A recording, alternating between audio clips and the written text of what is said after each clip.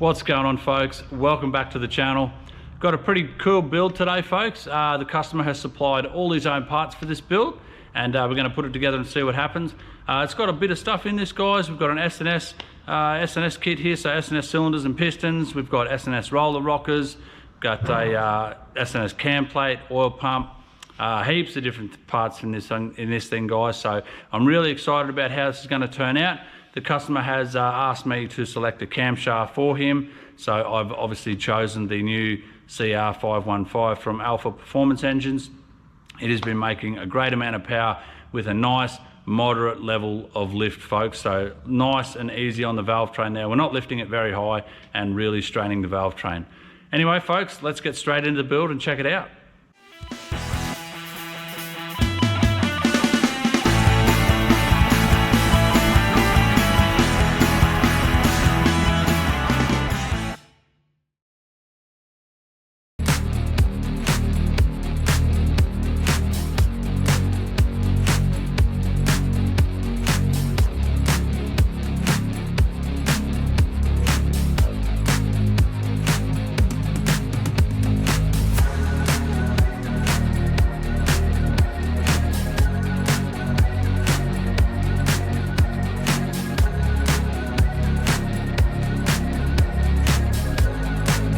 Okay, folks, so with the S&S oil pump and cam plate, they have S&S recommend a maximum of 5 thousandths of crankshaft run out for their cam plate and oil pump combinations. So guys, this thing actually measured in at just over 5 thou. So I said to the customer, look, what did you want to do? We shouldn't be running this cam plate and oil pump. We can swap out your flywheel assembly, we can do a big welded up crank, or we can basically still run your OEM oil pump and cam plate. So the customer is happy to do that. He's happy to move on, hopefully sell the cam plate and oil pump at a later date, recoup some money, save a bit up, and buy a new exhaust system, and we'll retune it later on. But for now, let's continue on with the build.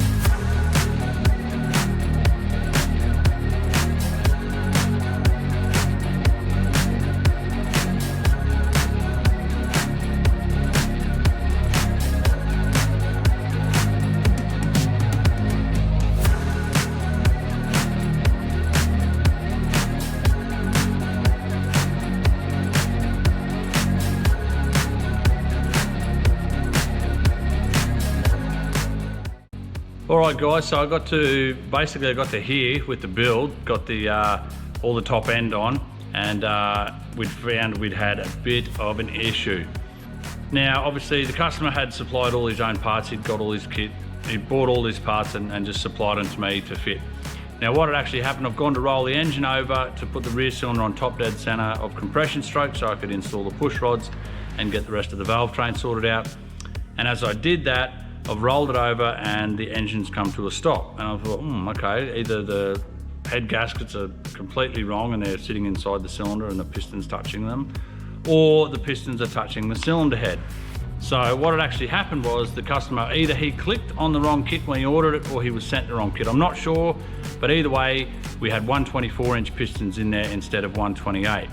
Now, luckily folks, I had a set of APE pistons here for him. I just swapped them out, which is a shame because I did want to see how this Teflon coating, even though our APE pistons are Teflon coated on the skirts, the ceramic coating on the crown of the piston here is supposed to aid in some heat management there to help extract some heat.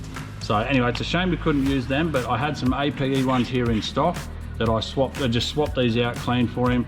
Now, lucky for him, they are both made by Wiseco, so S&S use Wiseco to manufacture their pistons, and APE are now using Wiseco as well over the CP Carrillo option.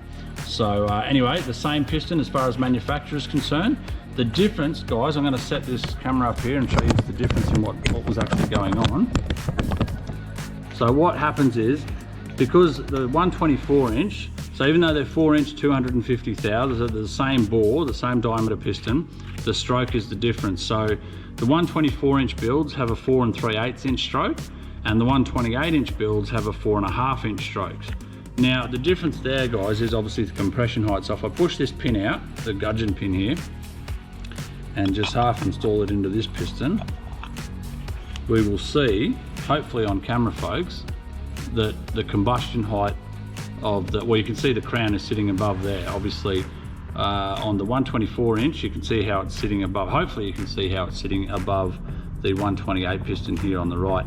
Now obviously that's what's happened. So as I've rolled it over, it's come up the top dead center, this piston has touched the cylinder head. So what I'm going to do, just while we're here, I've just got my feeler gauges and a straight edge here. See, hopefully you can even see there folks, if I just hold this up, let me have a look here. Maybe I'll just hold it flat across there, but hopefully, oh, it's not going to work. So I'm trying to do this one-handed. Well, you know what I mean, I've got two hands, but you know what I'm trying to say.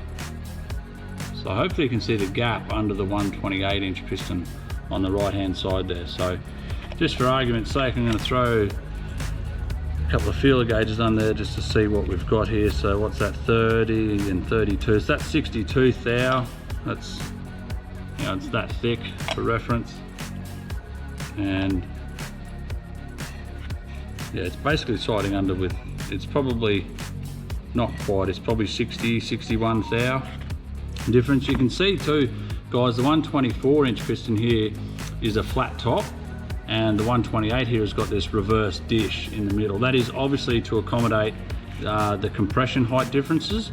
They are still both the same compression ratio. This is 11:1 and this is 11:1 in the same 124 and 128 application. So no differences in compression there folks. So from here it was onwards and upwards with the build.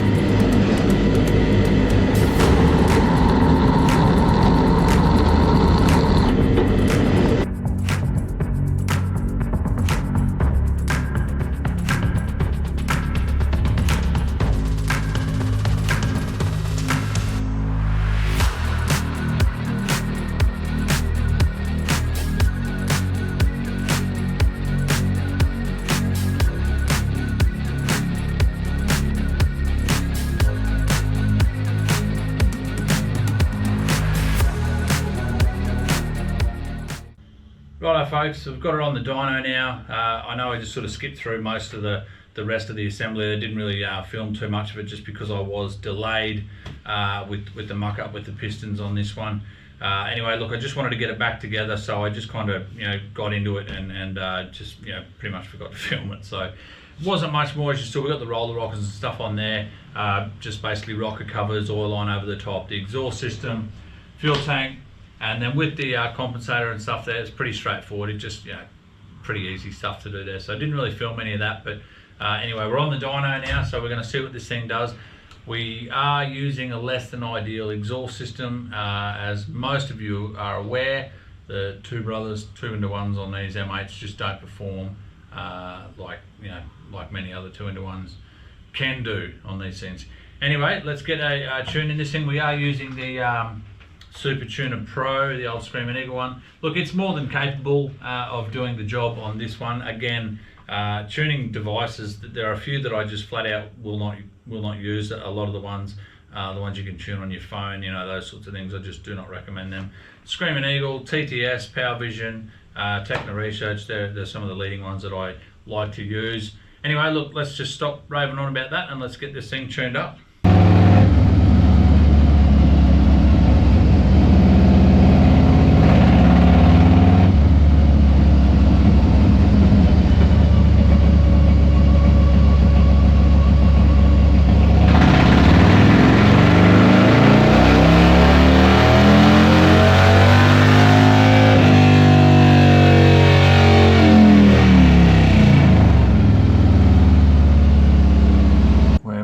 You can see there 145.9 horsepower and 149.4 foot-pound.